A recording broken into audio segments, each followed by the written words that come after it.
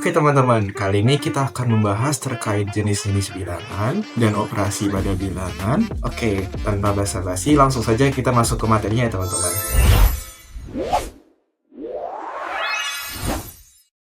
Yang pertama, kita akan membahas terkait jenis-jenis dari bilangan, teman-teman. Nah, sebenarnya jenis-jenis bilangan tuh nggak banyak-banyak amat. Nah, ini kalau kalian paham konsepnya, teman-teman, kalian tuh nggak usah ngapalin gitu. Oke, mulai dari bilangan bulat. Nah, bilangan bulat tuh ya bilangan yang bulat, teman-teman. Dia tidak memiliki koma, dia bukan bilangan desimal, teman-teman. Nah, bilangan bulat tuh apa aja? Bilangan yang meliputi dari negatif, bisa negatif 3, negatif 2, negatif 1, lalu apa, teman-teman? 0, dan bilangan positif. Bilangan positif itu 1, 2, dan seterusnya. Nah, lalu yang kedua itu ada bilangan asli, teman-teman. Bilangan asli adalah bilangan bulat yang dimulai dari 1. Jadi, anggotanya adalah 1, 2, 3, 4, dan seterusnya. Lalu ada bilangan cacah. Nah, bilangan cacah ini mirip-mirip sama bilangan asli, teman-teman. Tapi dia memiliki 0, teman-teman. 0 termasuk juga anggotanya. Jadi ada 0, 1, 2, 3, 4, dan seterusnya.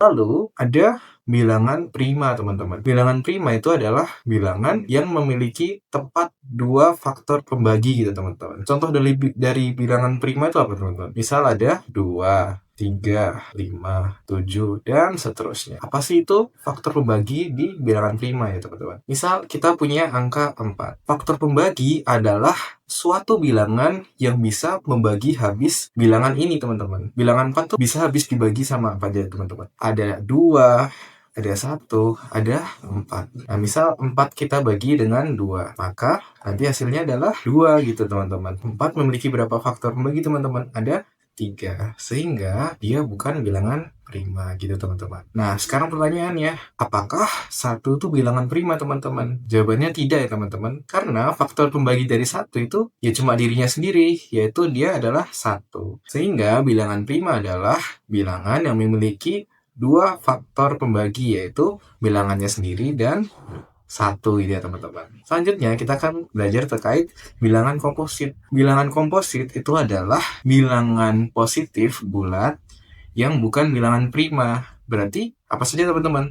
Tinggal bilangan yang bukan prima ya, teman-teman. 1, 4, 6, 8, dan seterusnya ya, teman-teman. Lalu, apa itu bilangan rasional? Bilangan rasional adalah bilangan yang bisa kita definisikan sebagai pecahan, teman-teman. Kira-kira apa aja nih, teman-teman? Dia bisa negatif sama positif ya, teman-teman. Misal, minus 5/2. Lalu apa lagi, teman-teman? Misal, 0 juga bisa, teman-teman. Lalu apa lagi, teman-teman? 2/3. Nah, sebenarnya bilangan bulat tuh juga termasuk bilangan rasional, teman-teman. Karena bilangan bulat, misal di sini ada 4. Itu kita bisa definisikan sebagai pecahan kan, teman-teman. 4 itu merupakan 8 misal dibagi 2. Nah, dia bisa didefinisikan sebagai pecahan.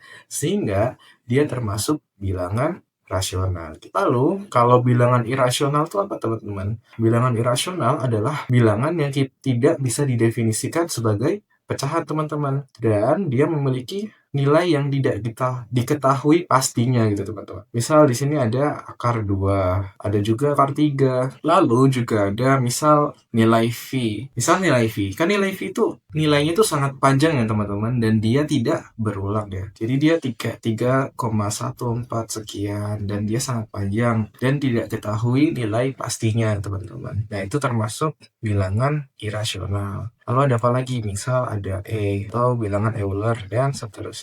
Nah, kalau bilangan real adalah gabungan dari bilangan rasional dan irasional. Jadi ini bisa min 5/2, bisa juga akar 2, bisa 0, bisa 1, bisa V, dan seterusnya. Paham ya, teman-teman? Jadi itulah jenis-jenis bilangan yang sudah kita pelajarin ya, teman-teman. Nah, selanjutnya kita akan belajar terkait operasi pada bilangan, teman-teman. Operasi pada bilangan tuh apa saja, teman-teman? Ingat nggak? Kalau dulu saya waktu sekolah itu diajarinnya seperti ini, teman-teman. Kita bikin tangga ada 3 seperti ini. Terus saya menyanyi, kurung, pangkat, kali, dan bagi, tambah, ataupun kurang. Nah, seperti ini ya, teman-teman. Nah, ini apa maksudnya, teman-teman? Jadi, semakin tinggi posisinya dia itu merupakan operasi yang diprioritaskan gitu. Jadi dia didahulukan. Contohnya langsung saja contoh soal ya teman-teman. Misal seperti ini. Misal ada 3 dikalikan 2 ditambah 4 seperti ini ya, dikurangin 2. Ini hasilnya berapa teman-teman? Pertama-tama yang kita kerjakan adalah perkaliannya dulu teman-teman. Kenapa? Karena dia memiliki tingkatan yang lebih tinggi daripada tambah atau bagi. Tambah atau kurang maksud saya. Sehingga kita harus mengerjakan terlebih dahulu perkaliannya gitu. Sehingga hasilnya adalah 3 kali 2, 6 ditambah 4 dikurangin 2. Kalau gini karena sudah setara, tinggal pertambahan dan pengurangan, terserah teman-teman mau ngerjain dari mana. Boleh dari sini, boleh dari sini juga. Nah, ini langsung kita selesaikan saja ya. 6 tambah 4, 10 dikurangin 2. Jawabannya adalah 8. Bagaimana dengan yang kurung dan pangkat gitu teman-teman? Sama juga teman-teman. Misal ada soal seperti ini. 3 ditambah 5 dikalikan 4. Nah, hasilnya berapa ini? Di sini yang kita kerjakan terlebih dahulu adalah kurungnya teman-teman, bukan perkaliannya. Karena kurung itu lebih tinggi tingkatannya daripada perkalian. Sehingga kita harus kerjakan ini terlebih dahulu. 3 tambah 5, 8 dikalikan 4, hasilnya adalah 32. Seperti itu ya teman-teman. Itu juga berlaku dengan pangkat dan pembagian ya teman-teman. Sekarang pertanyaannya seperti ini teman-teman. Bagaimana kalau misalkan dia ada dua jenis operasi yang setara? Misal seperti ini. 3 dikalikan 4 ditambah 5 dibagi 2. Kalau seperti ini, mana yang harus kita kerjakan terlebih dahulu teman-teman? Jawabannya, ya fokus utama kita yaitu perkalian dan pembagiannya terlebih dahulu teman-teman. Berarti ini kita bisa memberikan kurung seperti ini ya teman-teman. Berarti kita harus mengerjakan ini terlebih dahulu.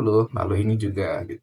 3 kali 4 adalah 12. Ditambah, kita selesaikan ini juga teman-teman. 5 bagi 2, 5 per 2. Seperti ini ya teman-teman. Selanjutnya, kita akan membahas terkait sifat-sifat pada operasi teman-teman. Teman-teman ingat nggak sifat-sifatnya apa aja? Nah, sifat-sifatnya itu pertama itu ada komutatif. Apa itu sifat komutatif teman-teman? Komutatif itu pertama dia berlaku pada perkalian dan penjumlahan ya teman-teman. Nah, apa itu sifat komutatif? Sifat komutatif adalah sifat seperti nanti dia ditukar-tukar seperti itu teman-teman. Langsung saja ke contoh soal ya teman-teman. Misal seperti ini. 3 ditambah 2 itu nanti nilainya akan sama dengan 2 ditambah 3.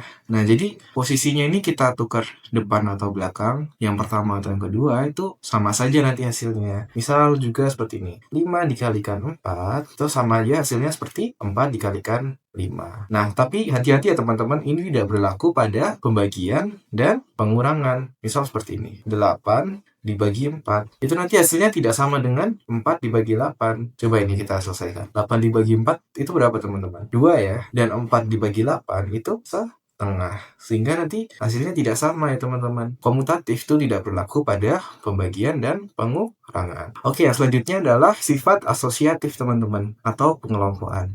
Nah, di mana sifat ini juga hanya berlaku untuk penjumlahan dan perkalian. Apa itu sifat asosiatif? Seperti namanya, yaitu pengelompokan. Misal, kita langsung saja contoh soal ya teman-teman. Misal 2 ditambah 4 ditambah 3 tambah 5. Nah, sebenarnya ini kita bisa melakukan pengelompokan teman-teman. Seperti misal 2 tambah 4 kita kerjakan terlebih dahulu. Baru kita mengerjakan yang ini. Ini hasilnya akan sama teman-teman. Seperti misal kita mengelompokkannya 4 dan 3 gitu. Seperti ini misal. Jadi dia tidak berubah ya teman-teman hasilnya bagaimanapun caranya atau dikelompokkannya. Ini juga berlaku pada perkalian. Misal apa ya? 5 dikalikan 4 dikalikan 6. Nah, ini kita juga bisa mengelompokkan teman-teman menjadi 5 dikalikan 4 baru kita kalikan 6.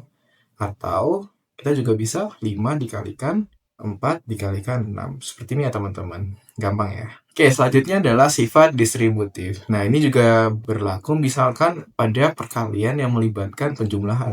Misal seperti ini teman-teman. 3 dikalikan 4 ditambah 2. Maka kita bisa mendistribusikan 3-nya teman-teman seperti ini. Ibaratnya kalau dulu tuh saya diajarin kali pelangi gitu. 3 dikalikan 4, kita bisa tuliskan menjadi 3 kali 4 ditambah 3 dikalikan 2. Seperti itu ya teman-teman. Nah, ini juga berlaku untuk pembagian ataupun pengurangan ya teman-teman. Misal seperti ini. 4 ditambah 2. Kita gunakan soal yang sama. Misal dibagi 2. Nah, ini bisa kita tuliskan nih teman-teman menjadi 4 dibagi 2 ditambah 2 dibagi 2. Kalau teman-teman cari nilainya atau hasilnya ini memiliki nilai yang sama. Coba yang ini kita kerjakan terlebih dahulu. 3 dikalikan 6, yaitu 18. Kalau yang ini, 3 kali 4 adalah 12, kita tambah 3 kali 2 adalah 6, hasilnya juga 18. Lalu yang ini, 4 ditambah 2 itu berapa? 6 ya. 6 dibagi 2, hasilnya adalah 3. Lalu yang ini teman-teman, 4 dibagi 2, 2. Ditambah 2 bagi 2, 1 ya. Hasilnya juga 3. Jadi itu ya teman-teman, sifat-sifat yang bisa kita gunakan dalam operasi bilangan bulat ya teman-teman.